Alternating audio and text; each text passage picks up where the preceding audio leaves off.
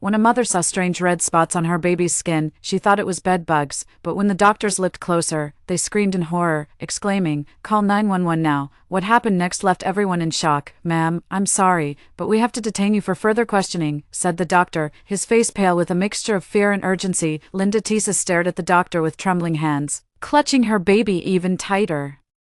She couldn't understand it. Not in her wildest dreams had she ever expected this. For several weeks, Linda had been living every mother's worst nightmare. Every morning, when checking her 8-month-old daughter Sarah, she discovered new red marks on the baby's delicate skin, on her arms, neck, and tiny torso. Seeing those marks on her precious baby was almost unbearable. A constant reminder that something was attacking her during the night. She tried everything.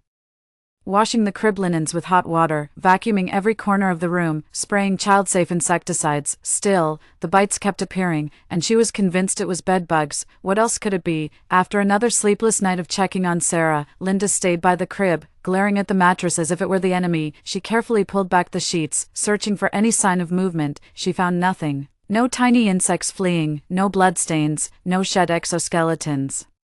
She leaned in closer, inspecting the seams. Still nothing. It was maddening. She was sure something was feeding on her baby, but she couldn't see it. Meanwhile, little Sarah, clearly upset, kept trying to scratch the marks with her tiny hands. Linda turned to the internet, hoping to confirm her suspicions. Every search pointed to the same culprit, bedbugs, but no detection method yielded results. It made no sense. If it truly were bedbugs, she should have found some evidence by now. One night, determined to catch them in the act, Linda set up her phone to record Sarah's crib while she slept. She carefully adjusted the camera to get a clear view of the crib and its surroundings, then went to bed feeling uneasy but determined. The next morning, she reviewed the footage. The first few hours showed nothing unusual, just Sarah sleeping peacefully, but around 3:00 a.m., Linda noticed something odd. The baby's blanket moved slightly, as if something had passed underneath it.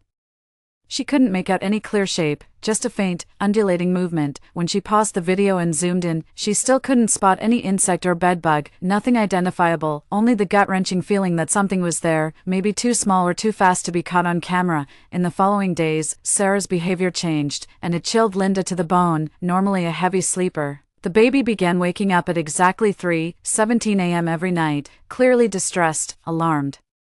Linda immediately moved Sarah into her own bedroom and got rid of the crib and all the furniture from the baby's room. She hoped that would finally keep her daughter safe. It didn't work. The red marks kept appearing, no matter where Sarah slept, whether it was Linda's bed, a new portable crib in the living room, or even when staying over at someone else's house. Linda's mother bought new mattresses, sheets, and clothes, and did a deep cleaning of every corner of the house, and even repeated it twice. However, every morning, new marks kept appearing on Sarah's fragile skin. Linda grew more desperate by the day, losing sleep and patience in her desperate attempt to protect her baby from an invisible enemy. Determined to take stronger action, Linda hired a professional exterminator to inspect the apartment from top to bottom. Mike, a veteran with 15 years of experience, arrived with his most advanced equipment. He started in the baby's room, shining a flashlight along the baseboards, inside the dresser drawers, and behind the pictures on the walls. After an hour, he moved on to the living room, inspecting the sofa and armchairs, removing cushions, and checking tiny cracks. Linda watched him from a distance, holding her baby tightly, praying he would find at least some evidence to confirm the presence of bedbugs so they could start eradicating them. When the inspection was over, Mike stood in the living room, looking concerned. "Mrs. Tisa," he said, flipping through his notes, "I've gone over everything twice. There's absolutely no sign of bedbugs or any other biting insect. No droppings, no shed skins, no trace of anything. In all my years, I've never seen anything like this." Linda's heart sank. "But something is biting my baby. Look at these marks," she insisted, carefully pulling up Sarah's sleeve to show the latest group of red spots. Mike leaned in, his previously confident professional demeanor shifting into real concern. "These don't look like typical insect bites," he said. "You should really see a doctor." Linda promised she would, but between work and the constant demands of caring for her baby, she was always racing against the clock. That night, after rocking Sarah to sleep, she gently laid her down in a temporary crib, brushing her hand over the newest cluster of marks on the baby's arm. Sarah let out a faint whimper before settling into sleep. Linda returned to the living room, her mind spinning. If it wasn't bedbugs, what was causing these marks? She combed through every corner of the room again, flashlight in hand, pressing her ear to the walls in case there was a hidden nest, but all she heard was the distant hum of the refrigerator in the kitchen. In the following days, Sarah's irritability worsened. She cried more at night, waking Linda 3 or 4 times. And each morning brought new bites or welts, some marks even appeared inflamed, and Linda watched helplessly as her daughter desperately scratched herself with her tiny nails, terrified the itching would lead to an infection. Finally, she decided she had to seek medical help, no matter what. Linda herself had also started feeling discomfort and itching. Whatever was attacking Sarah seemed to be attacking her too. That week, Linda took Sarah to 3 different pediatricians.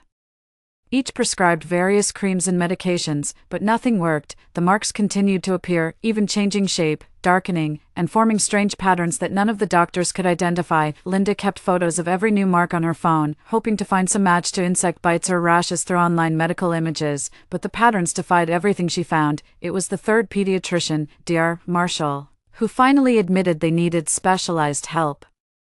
"These marks are evolving," she said, comparing photos taken over different weeks, and the fact that they appear no matter where she sleeps. "This is not a normal case." Dr. Marshall called in a specialist while Linda, rocking an increasingly agitated Sarah, tried to hold back tears at the sight of her baby's suffering, wishing she could make it stop. Linda was referred to Dr. Chen, a dermatologist specializing in rare and unusual skin conditions that other doctors couldn't diagnose. Even the phrase mysterious skin diseases made Linda's heart race, but she steeled herself, gathering all her medical reports and daily photos, praying that Dr. Chen would recognize the patterns. The next morning, Linda walked into Dr. Chen's office, hoping for a diagnosis, maybe a severe allergic reaction or, at worst, a prescription for a strong medication. But when Dr. Chen examined Sarah's skin using his specialized equipment, his reaction froze Linda's blood.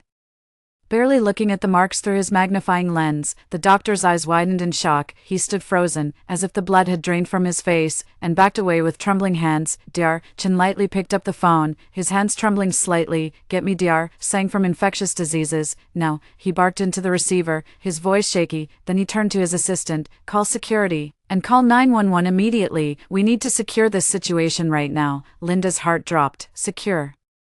What did he mean by secure? Instinctively, she clutched Sarah even tighter. "Dr. Chen, what's happening to my baby?" she pleaded, but the doctor was already urgently speaking on the phone. Then he turned back to Linda, his professional demeanor barely masking his alarm. "Ma'am, I'm sorry, but we have to detain you for questioning," he said calmly, though his eyes revealed the gravity of the situation. Linda felt her stomach twist into a knot. "Detain me," she repeated, hugging Sarah close.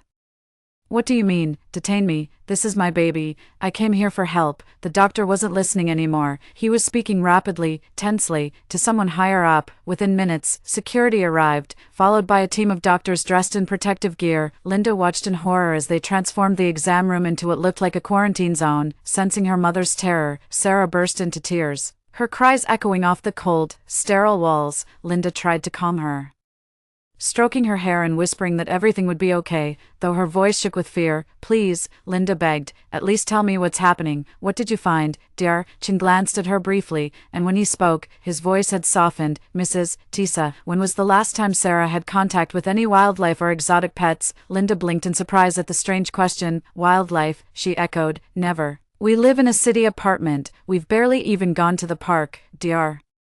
Chen exchanged another grim look with the other doctors, his grip tightening slightly on his clipboard. "No visits to petting zoos, no exotic pets at home." "No," Linda answered, her voice cracking. "Please, just tell me what's wrong with my baby, and what are these marks?" she continued, showing him on her tablet the progression of the photos she had taken. "They started appearing 3 weeks ago," she said. Right after, Linda stopped, suddenly remembering something. "Right after we received that package." Dr. Chen's eyes widened even more. "What package?" he asked. "A baby blanket," Linda said. "It was a gift from a friend who traveled through South America. I washed it before using it, but..." Her voice faltered as she stared at Sarah. "My God, something must have come with that blanket." Dr. Chen's face darkened. He exchanged another quick, urgent look with the other doctors, then turned back to Linda. "Where is that blanket now?" he asked urgently. Linda swallowed hard. "I threw it out last week when I thought we had bedbugs." The room fell into an uneasy, heavy silence. Linda felt her heart racing wildly, waiting for the doctor to say something. She remembered tossing the blanket into a dumpster behind her building, never imagining it could have carried anything worse than bedbugs. Dr. Chen exhaled sharply. "We need to recover that blanket immediately," he said. Then turned to a nurse. "Call hazardous materials response. Contact the CDC now." Linda's panic escalated. What's happening? What was in the blanket? What's inside my baby? Tears welled in her eyes as she hugged Sarah tightly. The doctors and nurses spoke in urgent whispers while several security guards stationed themselves at the door. Dear, Chin hesitated, then chose his words carefully. Mrs. Tisa, he said, we've identified what's causing these marks. It's a rare species of parasite, Sarcoptes scabiei. Exoticus variant, normally only seen in certain areas of South America. Dr. Chin added. Linda felt dizzy. Parasites, in my baby, she repeated, her voice trembling. The thought of microscopic creatures feeding on her daughter's skin made her stomach turn. The good news, Dr. Chin continued, is that it can be completely treated. The bad news is that, due to the exotic nature of this species and its potential implications for public health, we must follow strict protocols. That's why we called security, not to arrest you, but to ensure proper containment measures. We've never seen this variant here in North America, added Dr. saying. These mites are microscopic, which is why no one could see them. They're also very aggressive in behavior, explaining why the marks kept appearing despite your cleaning efforts. The geometric patterns we noticed in the marks are actually a defense mechanism. They cluster together when they sense threats, such as your cleaning efforts. Linda listened, her mind racing. But why did Sarah always wake up at the same time every night? She asked. That's their feeding cycle, explained Dr. Chin. These mites are nocturnal in this variant and have a synchronized rhythm. They emerge to feed at very specific times, which is highly unusual. We've already reported this case to the CDC, he added, pausing with a compassionate look at Linda's tear-streaked face. I know this is terrifying, but we have a plan to treat Sarah in the following hours. Linda and Sarah were transferred to a special medical wing. The hallways smelled strongly of antiseptic, and Linda noticed the nurses wearing masks and gloves as they approached. Teams of doctors came and went, taking samples, asking questions about the package, and gathering documentation. Sarah's treatment began with a specific protocol. A combination of oral medications and topical creams designed to combat parasitic infestations. Linda watched nervously as the nurses applied ointments to Sarah's red marks. The little girl squirmed uncomfortably on the examination table, her cries breaking Linda's heart. The most surprising discovery came when they examined Linda's own marks. Actually, you are protecting Sarah, explained Dr. saying, showing her the test results. Every time you slept near her, you absorbed about 70% of the mites. Your immune system fought them off much more effectively than Sarah's. Which is why your marks formed almost perfect circles. Your body was containing them. Linda stared at the data, tears welling up in her eyes. She remembered the time she felt slight itching on her arms and legs, blaming it on stress or simple irritation. Knowing her body had unconsciously served as a shield for her daughter filled her with a strange mixture of relief and sorrow. She felt guilty for not realizing it sooner, but also grateful that she had, in some way, protected Sarah. As the days passed and they followed the treatment protocol, Sarah's marks began to fade. She no longer woke up at 3:17 a.m. every morning. Linda would check her daughter's skin and feel immense relief at seeing no new bites. Little by little, Sarah regained her cheerful nature, babbling and reaching out with bright, curious eyes. The doctors and nurses smiled as they watched how quickly she recovered. Meanwhile, other mothers in similar situations were located, all linked to textile products imported from the same region. The CDC implemented new control protocols for baby products coming from abroad, potentially preventing future cases. Linda found a sense of purpose in seeing that her painful experience was helping protect other families. She cooperated with every interview and every form. Determined to raise awareness about this exotic threat, a month later, Linda returned for a final checkup with Dr. Chin. Sarah, now free of any marks, babbled happily on her lap. The atmosphere in the office was nothing like the terror of their first meeting. Mrs. Tisa, said Dr. Chin with a warm tone, I want to thank you for your persistence in seeking answers, even when everyone insisted it was just simple bites. You likely saved many other families from the same ordeal. The new CDC protocols are already making a difference. Linda hugged Sarah close. I just knew something wasn't right. A mother always knows, she replied, her voice trembling with relief. She remembered the times she doubted herself, afraid of overreacting, but her instincts had been right all along. Chin nodded. That's exactly what we need, parents who trust their instincts. You did the right thing. Moving Sarah away from the possible source, seeking second opinions, documenting everything. That determination helped us identify the pattern and find the cause. He handed Linda a folder containing the final conclusions, including CDC notes on how these mites had become a new threat. Linda carefully placed the folder into her bag, proud that her case had helped shed light on such a danger. Back home, Linda archived all the documentation of their journey, the photos, the medical reports, and the CDC study. A permanent record of the battle they had fought and won someday.